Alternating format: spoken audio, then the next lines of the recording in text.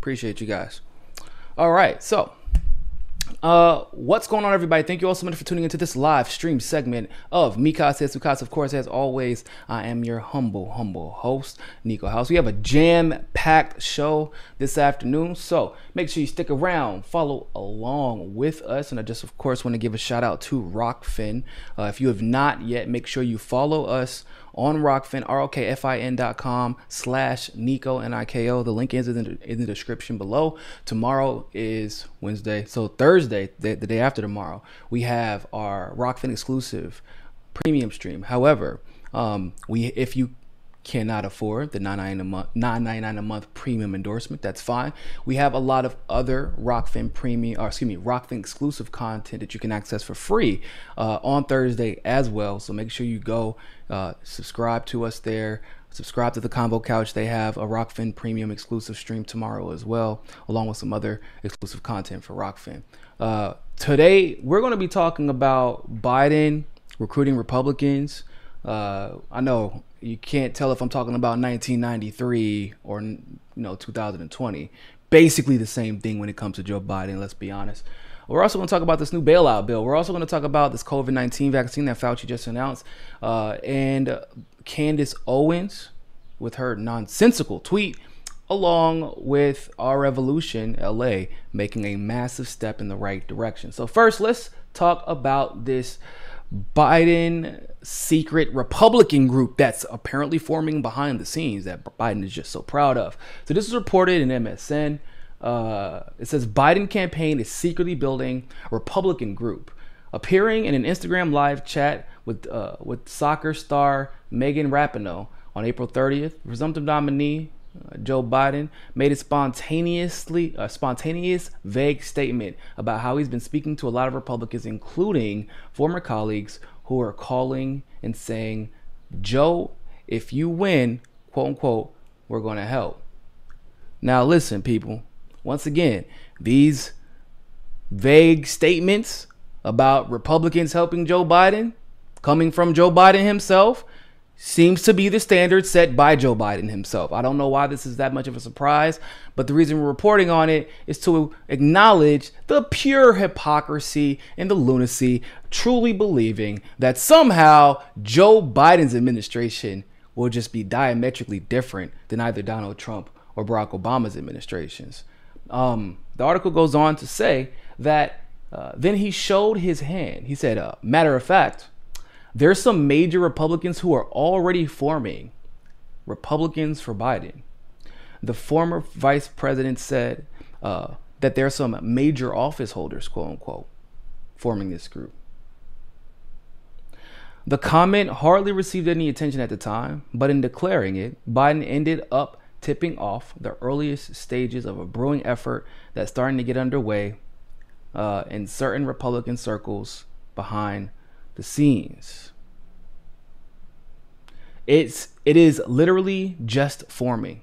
One former top Republican Party official involved with the preliminary discussion told the Daily Beast, I've had several conversations with people who have approached me. It's going to take off. It's going to happen. The question is to what degree and form it does. The source who was granted anonymity to speak candidly about the private discussion said. They go on to say, you don't want something like this out on the street before it needs to be, the GOP source said. It's just much harder to do. Y'all, I got a question for you. Now, when we have these discussions about why I or you should be bullied into voting for Biden, to hell with him being an alleged rapist multiple times over. To hell with him being a sex pest. To hell with him being a, once again, literal segregationist. To hell with the 94 crime bill. Right? To hell with the fact that he fought to keep cancer drugs so expensive overseas, using his vice presidential position to do so, right after his son passes away from cancer. It's a special type of heartless, ladies and gentlemen. To hell with all that, right? Because Joe Biden is two things. Not Trump and a Democrat. And therefore, we're supposed to just ignore all of the facts in our peripherals, right? What am I supposed to do with this? What am I? So whenever Joyanne Reed or Rachel Maddow gets on there and they call people like Tulsi Gabbard a closet Republican, they call people like even Andrew Yang, who's basically been an exemplary, loyal Democrat, unfortunately. They even call him a closet Republican. We have Joe Biden right here, literally bragging about a secret Republican group forming for him, made of top Republican officials. Do you know what that really means? Now, you understand at this point that the Democrats and Republicans, they don't get along on anything else, but the two things they do, or three things they get along with, about taking big money out of politics, or taking big money while they're in politics. We want to take big money out of politics, but they want to take big money. They are at the behest of the military-industrial complex. And the number one thing that Democrats and Republicans both agree on is screwing you and I.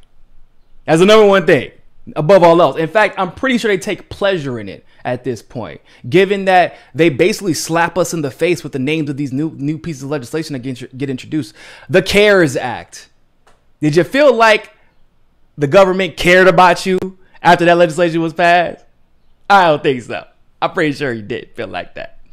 I felt like they don't care. Maybe that's what they called the CARES Act. But saying the Don't CARES Act, it's hard to come up with an acronym for the Don't CARES Act. It's a lot of extra words. So, like, they clearly only agree on those three things.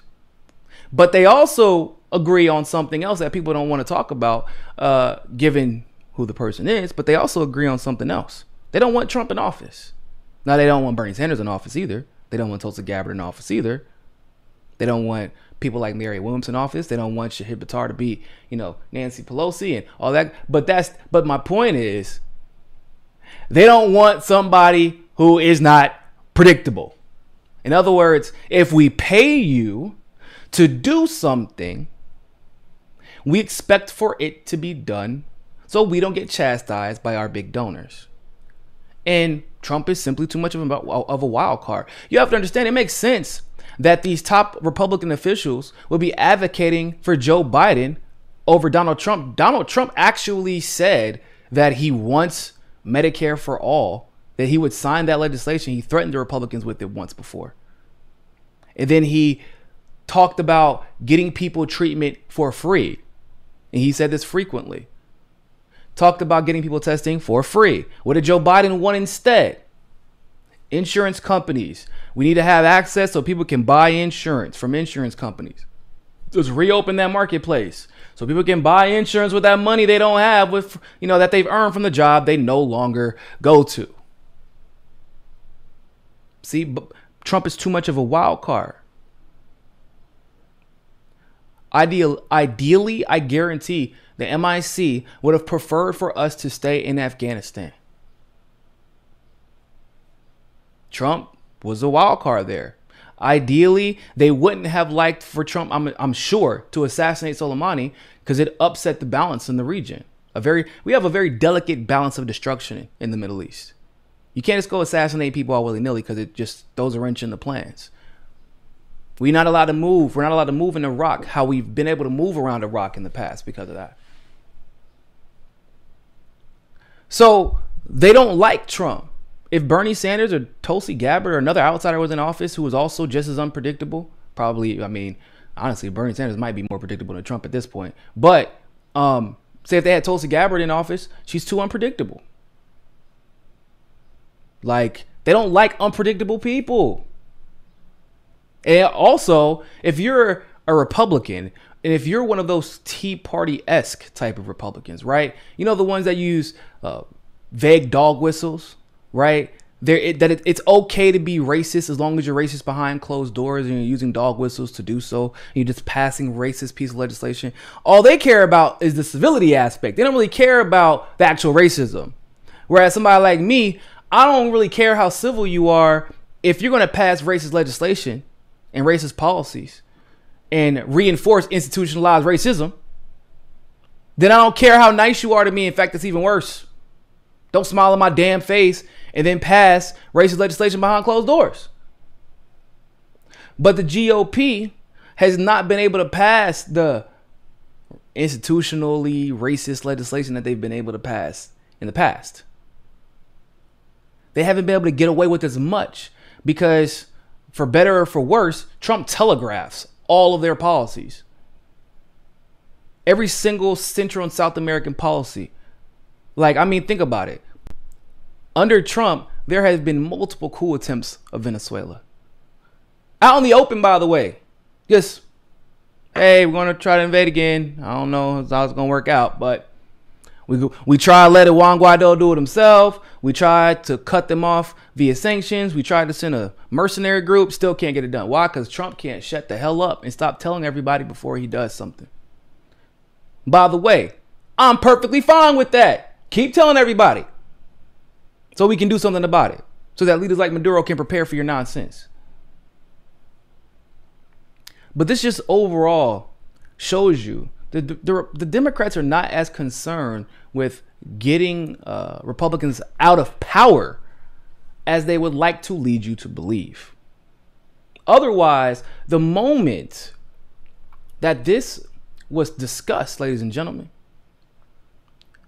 oh my God, all hell would have broke loose on blue check neoliberal Twitter. All hell would have broke loose on all these little talking head shows.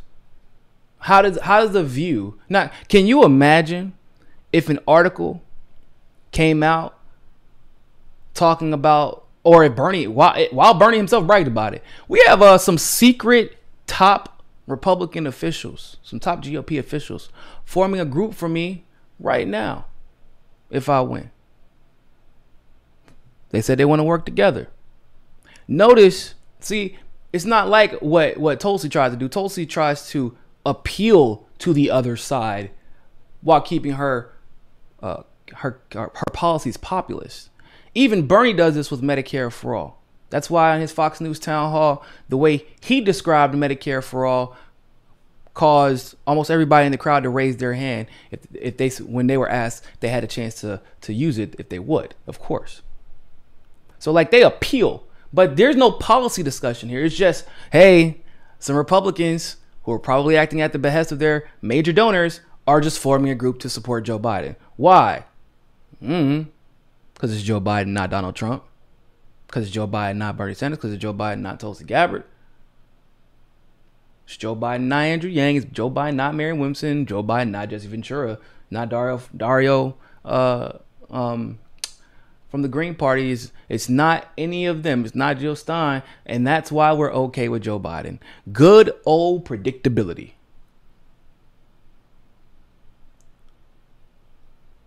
So now, people, out of curiosity, what am I supposed to do with that information? Now that, because what I've been being told and what you have been being told for the last few months is that we have to get Joe Biden in because we got to get Republicans out of power. Well, according to this, we know how Joe Biden plays, right? He said, if someone gives me $200,000 and they ask me to come right into my Oval Office, I'm gonna be like, yeah, sure, come on in. Let me hear what you got to say. There's nothing wrong with that. That's what he said, not me. This is him. Do you think these Republicans are getting out and knocking on doors for Joe Biden? No.